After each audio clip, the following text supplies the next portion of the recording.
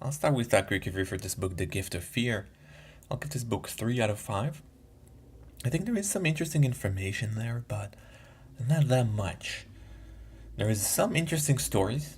It's just interesting to listen to. Some of them are not interesting at all, and I think there is too many stories. Generally speaking, I'm not a big fan of stories.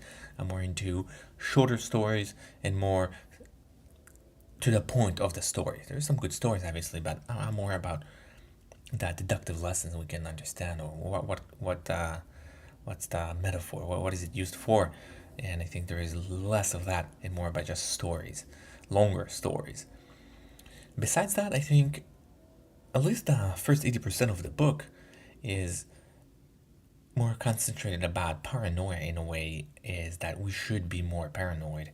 We should be leaning into our intuition and trust our intuition, but in a way it's also a little bit more about paranoia, like how dangerous the world is. That's the 80% of the book.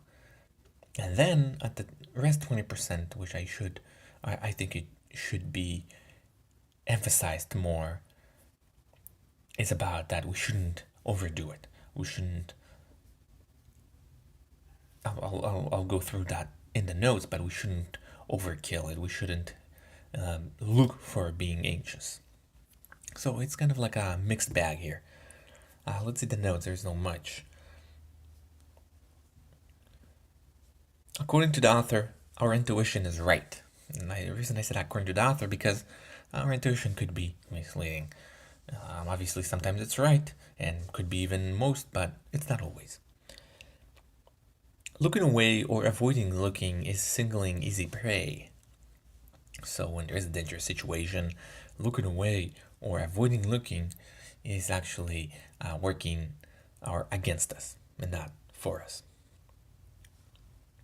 And that is for the first part. There's 2 parts here.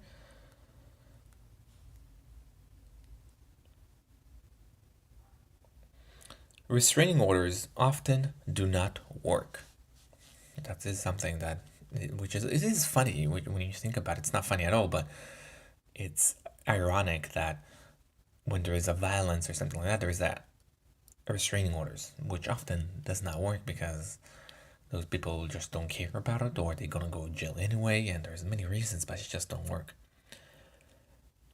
Drunk teenagers are the riskiest because they are young and they don't have good executive functions, and they're drunk. So those are the drunkest. Then there is data to support that they are engaged in the most violent activity. People look for significance and recognition. So there's a long part of the book about people who are harassing celebrities and things like that, or even shootings, things like that. And the underlying reason is significance and recognition. And that's their way of portraying that. Being anxious when not necessary is only making us more vulnerable. So when it's not necessary, we don't have to be anxious. So he recommends to use it smartly.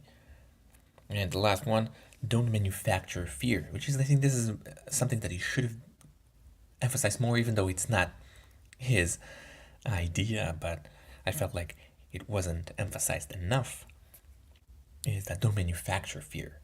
So don't look for fear when such not exist. Don't go around and say, oh, I should be worried right now. Well, if you're not worried, don't be worried. So that's it for the notes. Again, it's kind of a mixed bag on this one. It's a 3-star. I wouldn't necessarily recommend unless you're interested in this type of information. Yeah, overall it's well written. I think it was fun to listen to, but not necessarily very informative. That's it. Thank you.